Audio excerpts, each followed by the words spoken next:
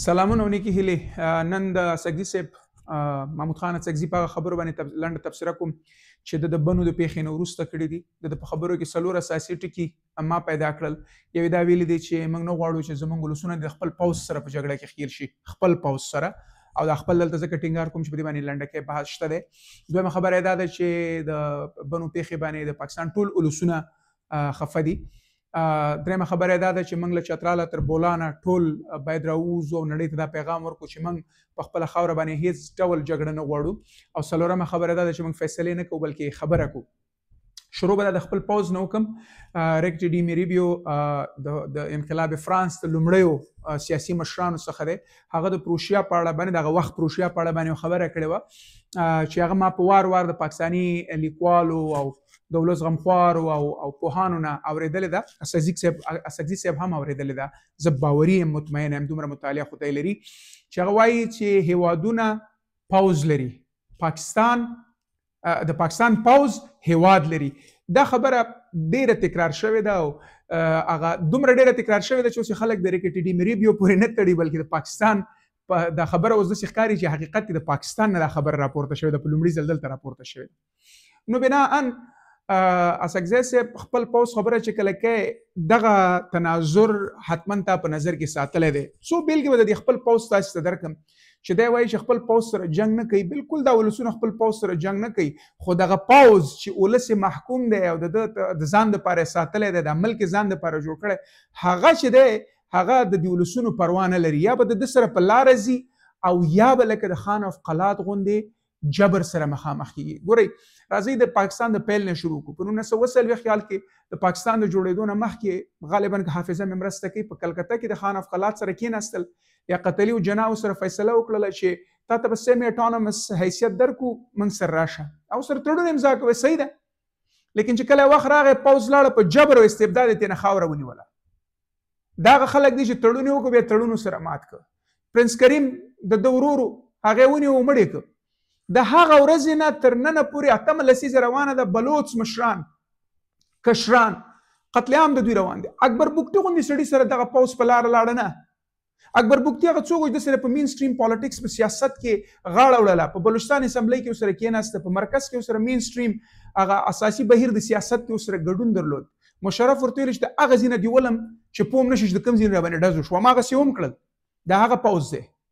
نو ته هغه پوځ خلکو ته ښیې، یا هغه پوځ چې په بابړه کې تش لاس ولسونه راوتي وو، ښځې او نارینه تش لاس وو، خدایي خدمتګار، او د خپلو سیاسي مشرانو خلاصون یې غوښته، بل کوم خاص غوښتنه نه درلودله. ښه دوی په وار وار یو خبره کوي، آئین په رڼا کې یا د پاکستان د اساسي قانون په رڼا کې وایي موږ چې دی د حقوقو غوښتنه کوو. دغه دواړه د بابړې خلکو کوم آئین خلاف خبره کوله. او تاسو پوهیږئ چې په ځای د دې چې د هغوی د وینې پوښتنه وشي، هغوی یو میاشت بعد په سپټمبر کې 1940 کې په خدای خدمتګار تحریک باندې بندیز ولګېده. هغه تحریک چې د انګریزانو خلاف فعاله مبارزه کړې. بیا پسې راتېر شه حسین شهید سهروردي خبره کوو، د بنګال د جوړېدو خبره کوو. د هغه وخت بنګال چې د مشرقي او مغربي پاکستان په نوم باندې دا دوه برخې یادېدې چې بنګال مشرقي پاکستان و، ولس یې هم تېنه ډېر و، جي ډي پي هم تېنه لوړه وه، ټول عاید تېنه ده راوړو دلته مغربي پاکستان ته. کله چې هغه د خپل حق غوښتنه وکړه، جنا ورغی په ډاکا کې ورته ودرېد، په انګریزي ژبه ورته وویلې چې زموږ د ملک رسمي ژبه به اردو وي. خپله اردو نه شو ویل، لیکن ولسونو باندې جبر کوو چې ته به اردو وایې. هغه ورته همدومره ورته ویلې چې وسړیه خو نیم زه یم او باقي نور ټول نیم تاسې یاستئ، پښتانه، بلوچ، سیندیان، پنجابیان، سرایکیان، براهویان، ګلګتیان، دا ټول چې سره راټول کوي زموږ عمره نه یاستئ، موږ درنه ډېر یو، او ته زما ژبه ختمه او بله ژبه ما باندې حاکم. همدومره خبره وه. تاسو پوهېږئ دې پوځ هغوی سره څه وکړه؟ ویل ستاسې نسل بدلو. نارینه یې ورته وژل، او چې کله 80 کال کې انتخابات وګټل، بوټو ورته ویل چې هلته به ته یې دلته به زه یم، ادرتم ادرهم، دا ناره یې جګه کړه. هغې نه مخکې ورته 1 یونټ، یعنې دا هغه ټول مسایل 1 یونټ یو بل بحث دی. بیا به کله د بنګال په تناظر کې درته وکړم چې هغلته څه لوبه ورسره وکړله. دوی پوځیان ولېږل، وژنې، قتلونه. په 80 کال کې ورته ویل نسل دې بدلوم، په ښځو باندې ورته تیري وکړل، نارینه یې وژل، ښځو باندې تیري کول، ویل موږ د بنګالیانو نسل بدلو. دا هغه پوځ دی، یعنې د ولسونو پوځ. نو بنګال سره خو یې دا لوبه وکړه. ډېر لنډ به راشو ګلګت بلتستان کې منظور پروانه د ده ملګري راپورته شول، پوځیان ځي په ګلګت بلتستان کې چېرته ښکلې ځمکه وي هغه دا حکومتي ځمکه ده.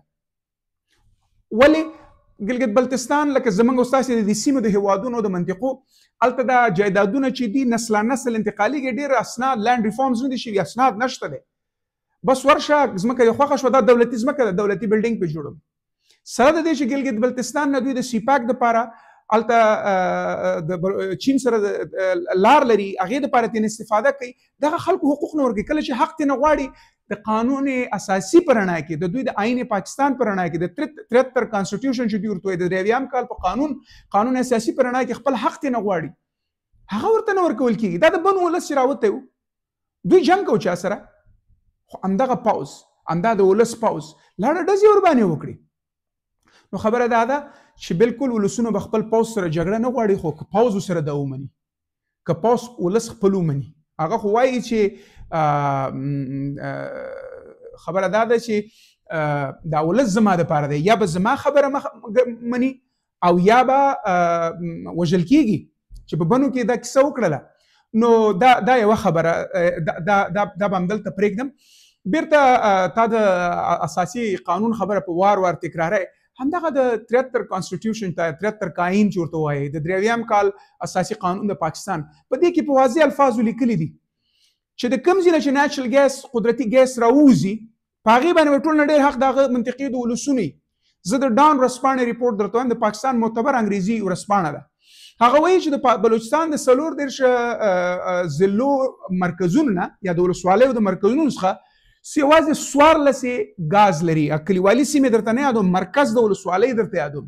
سره د دې چې په 1995 کال کې 55% ګاز د پاکستان دغه ځای نه راوته. اوس خو سند ډېر ګاز تولیدوي، خو په هغه زمان کې 20 کاله 25 کاله مخکې تر ټولو ډېر ګاز چې هغه د بلوچستان نه راوته.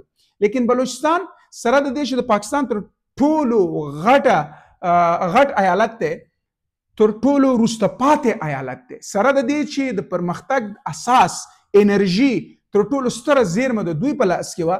مزې په پنجاب کې ولې پنجاب انډسټریلایز دی، ولې بلوچستان انډسټریلایز نه شو؟ ولې دلته صنعت جوړ نه شو؟ ولې دوی صنعتي پرمختګونه کړ؟ ولې چې ریسورس د امکانات باید هلته استعمال شوي وي. پنجاب دا اوس په پاکستان کې تر ټولو د ګاز مصرفونکی دی، سند تر ټولو ډېر تولیدونکی دی، اوس پخوا بلوچستان تر ټولو ډېر تولیدونکی و، تر ټولو ډېر مصرفونکی پنجاب دی. نور خلک ګاز نه لري. سوی منطقه چېرته چې په لومړي ځل په پاکستان کې ګیس راوځي، چې ورته سوی ګیس په مجموع کې وایي، د قدرتي ګیس په پاکستان کې د سوی منطقه د ګازو د زیرمو نه صرف 6.5 کیلومتره په فاصله باندې دی، ګاز نه لري، تر اوسه پورې ګاز نه لري. نو آئین پاکستان په رڼا کې چې ته کومه خبره کوې او خپلو پوځونو سره نه غواړې جنګ وکړې، د دې پوځ تاریخ دا دی. تاسې پوهېږئ سره د دې چې په پاکستان کې تر ټولو ډېر ګاز بلوچستان تولیدوي یا تولیدو. زه تاسو ته د اسلام آباد پالیسی ریسرچ انسټیټیوټ د ریپورټ نه خبره کوم، 0.9 ناخالصه کورني عایدات یا جی ډي پي د بلوچستان د ګاز نه ده. یعنی دوی ته هیڅ نوه ګټه د دې نه رسېږي. په بدل کې بیرته همدغه پوځ محرنګ بلوچ دا اوس کوڅه په کوڅه ګرځي، سوال کوي، زاري کوي. ماما قادر بلوچ دا څو کاله لګیا دی، منډې وهي، مشران یې وژل کېږي، کشان اختطاف کېږي، بیا یې مړي ورته غورځول کېږي. محرنګ بلوچ چې راووځي هغه باندې 100 خبرې جوړي. د کوم پوځ خبره کوي؟ هماغه پوځ چې بلوچي ځوان اختطافوي او بیا میوچیلیټډ، خراب شوي، مسخه شوي جنازې غورځوي. هغه پوځ سره صاحبه ځان به نه غلطو سره او ځان به نه دوکه کوو. دویمه خبره دا کړې ده چې د پاکستان ټول ولسونه په خبره هم نه دي. صاحبه دا صرف پښتانه دي او هغه هم ځکه چې د غم ورله غاړې دی. د پاکستان تر ولکې لاندې پښتنو سیمو کې صرف پښتانه په دې خبره دي. پاکستان مین سټریم میډیا کې دغه پیښې یو خبر نه دی خپور شوی.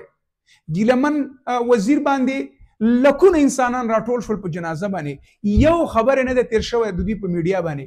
مین سټریم میډیا خو پرې دغه اطرافي پټه غلې چوپ ویډیا، وحدت اخبار کې په خبر نه راځي. سړیا ته ولسونه په خفه دي، ولسونه په خبر نه دي. ولس څه خبر دی؟ د بلوچ نه ولس خبر نه دی. البته ولس دلته پنجابی ولس دی، ولس هغه چې غټو ښارونو کې اوسېږي، هېڅوک دغه خبرو خبر نه دي. دروغ ولې وایي؟ غاړه ولې بند دی؟ ته په دې پوهېږې چې ولس په دغه پیښه خبر نه دی. تا ته معلومه ده ولې چې مین سټریم میډیا باندې د دوی په خبر خپرولو باندې بندیز دی. ته ماته یو ریپورټ وښایه چې خپور شوی. مین سټریم میډیا پرېږده، هغه سیمه ییز یا منطقوي میډیا کې د خپور کی ځه نو ځان به سره نه غلطو ځان به سره نه دوکه کوو او خپل ولسونو ته به ګپ نه ورکوو ولس ته خو اوس ګپ نشئ ورکولی صرف ځان ته ګپ ورکوئ بیا دې خبره دا کړې ده چې راووځو او نړۍ ته پیغام ورکوو چې موږ په خپله خاوره جنګ نه غواړو نو منظور خو بله خبره نه کوي منظور پښتون څه ویلي دي منظور پښتون خو همدا وایي هغه په وار دا نه ده ویلي چې زه د پاکستان د اساسي قانون سره سم 73 کې آئین سره سم زه د خپل ولسونو حق غواړم زما د دې خاورې نه ایکسپلویټیشن مه کوه د سیماییزو نیابتي جګړو دپاره ترې استفاده مه کوه زما قومي مشران مه وژنه زما ولسونه مه بېعزته کوه دغه ضرب عصبو بل دا اپریشنونه چې ده کول منظور خو بله خبره نه وکړي او منظور خو همیشه دا خبره کړې کله بیلتون غوښتی کله بیل مل غوښتی کله د آئین خلاف خبره کړې دا خو په کراچي بار اسوسییشن کې ستا یاد دي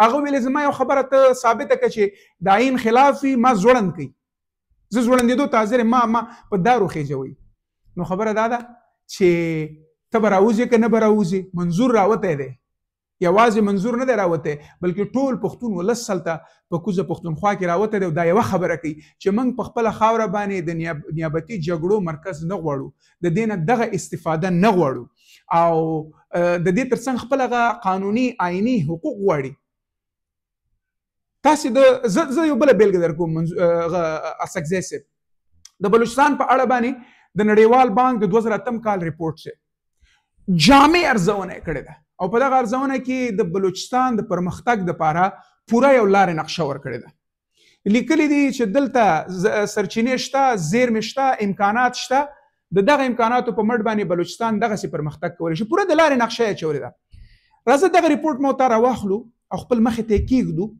او د هغې په رڼا کې وګورو دوی د بلوچستان کې د دغه ریپورټ 15% تطبیق کړي زه تا سره دا منم چې بلوچ د دې ملک ګډونوال ګڼل کېږي همداسې دا پښتانه دوی خپل د زیرمو د ریسورسز او د امکاناتو کې چې د دوی څه برخه د هغه غواړي او هغه هم د آئین سره سم غواړي د اساسي قانون سره سم غواړي نو هغه څه ورته نه ورکوي هغه او دا له څه کوي چې پښتون خو ډېره غټه کتله ده کوم څوک دی چې دلته راځي دي ګلګت بلتستانیان دا یوه میاشت مخکې کشمیر کې څه اړو دوړو کشمیریان نور توبهګار دي هغوی نارې وهي چې نور د دې غم نه من خلاص کوي او ته پاسېدلی خلکو ته چې خپل پوځ سره جنګ نه غواړو ولسونه یې غم کې شریک دي او موږ راوځو ته به لا راوځې منظور دا څو کاله وشو راوتی کوڅه په کوڅه ګرځي ته اوس راوځې او ته راوځې تېره وباسې بیا وایي فیصلې نه کوو د دې خبرې معنا باندې پوهېږئ د دې خبرې معنا دا ده چې هغه منظور پښتون چې د اکتوبر کومه جرګه راغواړي او وایي چې جرګه به هلته فیصله کوي زموږ د راتلونکي په اړه باندې دا د هغې مقابل کې کاونټر نریټیو ورکوي صاحبه ته د ډیموکراسي په اصل پوهېږي ته د جمهوریت په اصل پوهېږي په جمهوریت کې د ولس نظر هغه د دولت او د حکومت نظر وي دغه ولسونه راټولیږي پرېکړه کوي چې نور موږ سره تاسې څه ډول برخورد وکوئ ته فیصله نه کوې ولس فیصله نه کوي څوک یې کوي ته فیصله کوې زه فیصله نه کوم تا سره څوک د فیصلې خبر هم نه کوي فیصله ولسونه کوي کاونټر نریټیو روان دی د هغه په خلاف دسیسې روانې دي د اکتوبر غونډې په خلاف لیکن یو اقدام یو پیل شوی دی نو محمود خان اڅکزی صاحب ځان به سره نه غلطو وایي چې موږ خپله هغه دی نه غواړو زموږ منطقه د جګړې دپاره استعمال شي اوس سړی دا 33 بلین ډالر چې پاکستان اخیستل هغه ولې چا پې تحمیل کړې وه په پاکستان باندې هغه چا تحمیل کړې وه هغه مشرف په خپله پروژه اخیسته چې پیسې راکوي چې زه دلته کاونټر ټیرریزم کوم زور یې د وزیر او د مسجد نه وته چې بیچارهګان د پېښور په کیمپونو کې تباه شول هم یې عزتونه وننګېدل هم یې کاروبارونه تباه شو هم سوداګري ختم شوې مارکیټونه یې ونړېدل ولسونه تباه شو او قومي مشران بې شمېره ووژل شول نو زما د اڅکزي صاحب نه غوښتنه دا ده ګوره دا کم رباب چې ته ټنګې دا رباب چې دی اجمل خټک هم ټنګولی د خپل عمر په آخري مرحله کې ویلې چې خپل رباب به ټنګومه او باباګان به پرزومه هغه باباګان راونه پرزول ته اوس دا رباب ټنګې خو زه یو خبره تا ته دا وکړم منظور په شان ځوانان نشي را پرزولی خپله به د تاریخ په غلط اړخ باندې ولاړ وي او بیا به افسوس کې خیر افسوس ته به خدا زده کړې ډېر څه درته پاتې وي لاسونه به مروړې او افسوس به کوې وخت به درنه تیر وي راځه د تاریخ هغه صحیح اړخ ته ودرېږه د دغه ولسونو د حق غوښتنې غږ شه او د دوی ځوانانو ملاتړ وکړه راځه دا ومنه چې ته ونه توانېدې چې د خان شهید د شهادت پوښتنه وکړي د دې نه به څوک انکار وکړي چې هغه چا ووژه دا به ثابتول څومره ګرانه خبرې اوس د تاریخي پیښو په رڼا کې د عثمان کاکړ پوښتنه دې ونه کړی شوه نو ته به د بنو د ولسونو پوښتنه کوې هغې کې م وایې چې پوځ سره حسابي نه کوم شخړې د نظم فیصلې هم نه کوم او بس یوازې غمرازیانې کوي په دې باندې نه کېږي دا رباب ټنګول پرېږده او د دې ځوانانو راپرځولو هڅه مه کوه او خبره دا ده چې د تاریخ صحیح اړخ ته ودرېږه ډېره زیاته مننه